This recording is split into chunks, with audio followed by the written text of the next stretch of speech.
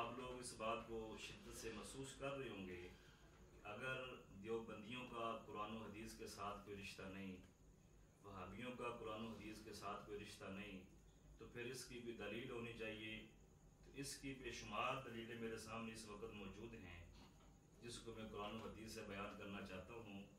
अल्लाह रब्बुल इज़्ज़त कुरान मजीद में फरमाता है, इन्नल्लज़ीना युज़ूनल्लाह व रसूलहू, अल्लाह फरमाता है बेशक वो लोग जो तकलीफ़ देते हैं अल्लाह को और तकलीफ़ देती हैं अल्लाह के रसूल सल्लल्लाहु ताला अलैहि वसल्लम को, उनके लिए क्या है। अल्लाह फरमाता है लअनहुमुल्लाहु फिद दुनिया वल आखिरा, अल्लाह फरमाता है मैं खुद लानत करता हूँ उनके ऊपर दुनिया में भी और आखिरत में भी। वअद्द लहुम अज़ाबन मुहीना, और उनके लिए ज़िल्लत वाला अज़ाब है। तो कुरान मजीद बुरहान रशीद की इस आयत से हमें मालूम हुआ कि जो लोग रसूलुल्लाह सल्लल्लाहु ताला अलैहि वसल्लम को तकलीफ़ देते हैं, अज़ियत देते हैं, और जो अल्लाह रब्बुल इज़्ज़त को तकलीफ़ देते हैं, अल्लाह ने उनके ऊपर लानत की दुनिया में भी, अल्लाह ने उनके ऊपर लानत की आखिरत में भी। अब इन्होंने अल्लाह को तकलीफ़ कैसे दी। अल्लाह ने हुज़ूर सल्लल्लाहु अलैहि वसल्लम को तमाम रसूलों का सरदार बना के भेजा, तो इन लोगों ने रसूलुल्लाह सल्लल्लाहु ताला अलैहि वसल्लम की तौहीन की, गुस्ताखी की, उनके इल्म गैब का इनकार किया, उनके मुख्तार कुल होने का इनकार किया, उनके हाज़िर नाज़िर होने का इनकार किया। तो जब वहाबी देवबंदियों ने हुज़ूर अलैहिस्सलाम की ये शान घटाई, तो कुरान का भी इनकार हुआ, हदीस का भी इनकार हुआ। तो इसलिए हम कहते हैं कि इन्होंने अल्लाह को भी तकलीफ़ दी, रसूलुल्लाह सल्लल्लाहु ताला अलैहि वसल्लम को भी तकलीफ़ दी, लिहाजा इनका दीन व इस्लाम के साथ कोई ताल्लुक़ नहीं। चूँकि अल कबीर में ये बात मौजूद है, अल कबीर जिल्द नंबर 3 सफ़र में 144 में हज़रत बिलाल रज़ियल्लाहु ताला अन्हु हदीस का रावी हैं, वो फरमाती हैं कि हुज़ूर सल्लल्लाहु अलैहि वसल्लम बयान फरमा रहे थे कि जिसने मेरे एक बाल की गुस्ताखी की उसके ऊपर अल्लाह की लानत है और उसका दीन के साथ कोई ताल्लुक़ नहीं है। और फरमाया कि उसको जिसने मुझे तकलीफ़ दी, मेरे एक बाल को तकलीफ़ दी, उसने अल्लाह को तकलीफ़ दी। तो पता चला हुज़ूर अलैहिस्सलातु वस्सलाम के एक एक बाल की भी अज़मत बरकरार है। तो फिर पूरे जिस्म की तौहीन, तो वहाबी और देवबंदी मसलक ने हुज़ूर अलैहिस्सलातु वस्सलाम के सिर्फ एक बाल की तौहीन नहीं की, इन्होंने हुज़ूर अलैहिस्सलातु वस्सलाम की तौहीन, उनकी ज़ात की तौहीन की है।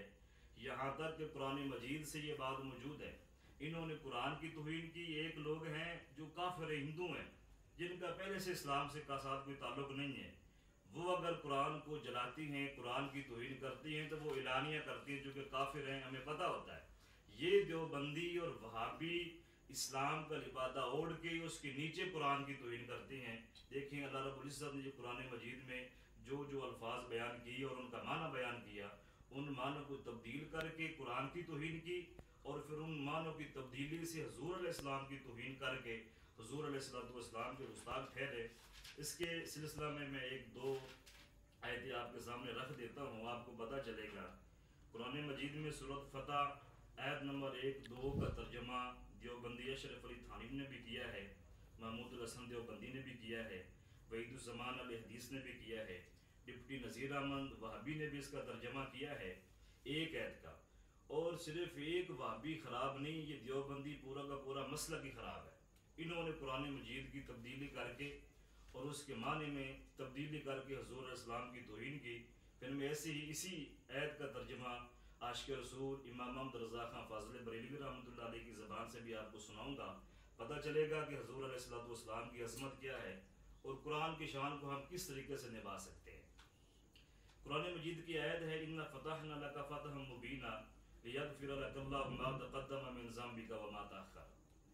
देवबंदी मसलक जो उनके इमाम है अशरफ अली थानवी, अशरफ अली थानवी ने इस आयत का तर्जमा करते हुए कहने लगा, बेशक हमने आप सल्लल्लाहु अलैहि वसल्लम को एक खुला मुखल्ला फतह दी ताकि अल्लाह ताला आप सल्लल्लाहु अलैहि वसल्लम की सब अगली पिछली खताएं मुआफ़ फरमाए। नौज़ुबिल्लाह, क्या ये इस्लाम है? इस्लाम ये कहता है कि नबी अलैहिस्सलाम गुस्ताख हैं, नबी अलैहिस्सलाम गुनाह कर सकते हैं। अशरफ अली थानवी ने कुरान मजीद में ये बात साबित की कि हुज़ूर अलैहिस्सलातु वस्सलाम पहले भी गुनहगार थे और बाद में गुनाह कर भी सकते हैं। नौज़ुबिल्लाह, अगर ये इस्लाम है तो फिर कुफर क्या है? ये तो कुफर से आगे जा चुके हैं।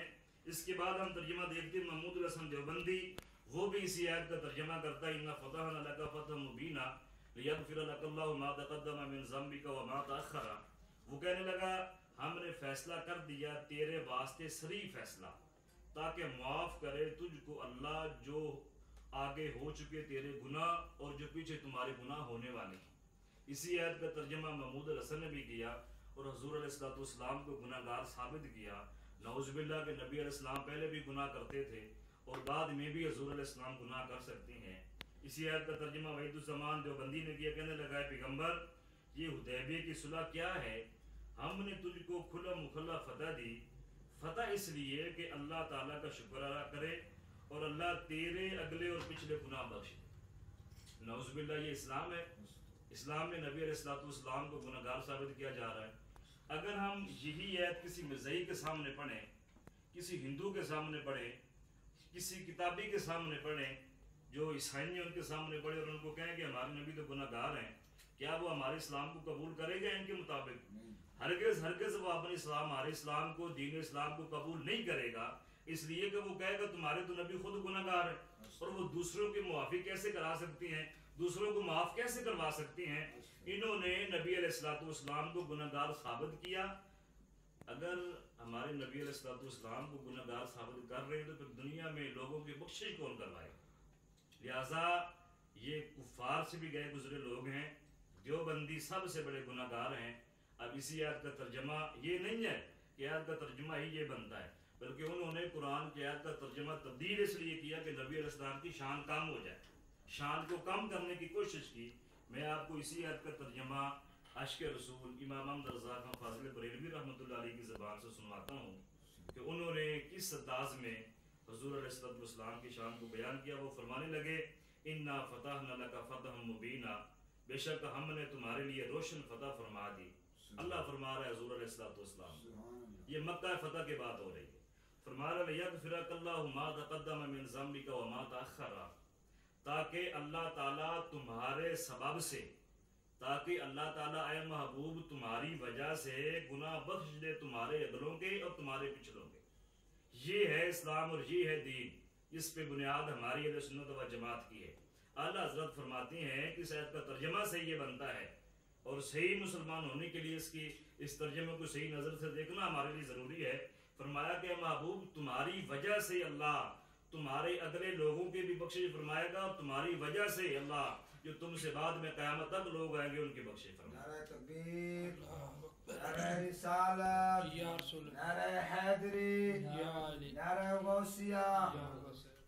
हालांकि बेशुमार कुतुब में ये बात मौजूद है, जिस तरह शरह फ़िक़्ह अकबर इसके सफ़र नंबर 151 पे ये बात मौजूद है कि तमाम नबी अलैहिस्सलाम सगीरा कबीरा गुनाहों से पाक होते हैं। यहाँ तक कि जो बंदा किसी नबी के कपड़े के बारे में बात कहे कि इस नबी के कपड़े मैंने हैं, या इस नबी के नाखून बड़े हुए हैं, या ये नबी सही चलते नहीं है, इस तरह के भी अगर कोई बात करता है तो वो बंदा भी दायरा इस्लाम से खारिज हो जाता है। मुझे आप वो लोग बताओ कि जो लोग हुज़ूर अलैहिस्सलाम को गुनाहगार साबित कर रहे हैं, क्या ये इस्लाम में रह सकते हैं या इनके इस्लाम के साथ कोई ताल्लुक़ हो सकता है? इन्होंने कुरान मजीद कुरान रशीद की आयत का तर्जमा तब्दील कर दी। सिर्फ एक आयत नहीं, अगर हम पूरा कुरान उठाएं जिसमें हुज़ूर अलैहिस्सलाम की शान को बढ़ा बढ़ा के बयान किया अल्लाह ने, इन देवबंदियों ने उसी आयत में नबी अलैहिस्सलाम की शान को कम करने की कोशिश की। यानी दूसरे लफ्ज़ों में आप ये कह सकती हैं कि देवबंदियों ने अल्लाह से जंग करने का ऐलान कर दिया है। वो कह रहे हैं कि या अल्लाह जिस आयत में तुम हुज़ूर अलैहिस्सलाम की शान तो बढ़ाना चाहते हैं, हम कम करके रहेंगे, यानी अल्लाह से ऐलान जंग कर रहे हैं। कैसे ये बदबख्त लोग और बदकिस्मत लोग हैं, परले दर्जे के जाहिल लोग हैं कि अल्लाह रब्बुल इज़्ज़त ने पैदा भी किया, खाने के लिए भी दिया, अल्लाह ने उनको एक मुआशरा दिया, एक पहचान दी और अपने महबूब अलैहिस्सलाम के सदके इज़्ज़त दी, उसी अल्लाह के खिलाफ ऐलान जंग कर रहे हैं और हुज़ूर अलैहिस्सलाम की शान को कम करने की कोशिश कर रहे हैं। दूसरी आयत देखें, सूरत मुहम्मद की आयत नंबर 19 में उन्होंने हुज़ूर अलैहिस्सलाम की शान को कैसे कम करने की कोशिश की। कहते हैं वस्तगफिर लिज़म्बिका वलिल मुमिनीन वल मुमिनात। इस आयत का तर्जुमा महमूद हसन देवबंदी ने किया और कहने लगा और माफ़ी मांग, यानी आए महबूब अलैहिस्सलाम और माफ़ी मांग अपने गुनाह की और ईमानदार मर्दों औरतों की, यानी अपने गुनाह की माफ़ी मांग। गुनाह की माफ़ी वो मांगता है जो उसने गुनाह किया, जो गुनाहगार हो। तो इस देवबंदी ने हजूर अलैहिस्सलाम को गुनाहगार साबित किया कि आका अलैहिस्सलाम गुनाहगार हैं और कह रहा कि या रसूलल्लाह तुम गुनाहगार हो, अपने गुनाहों की माफ़ी मांगो।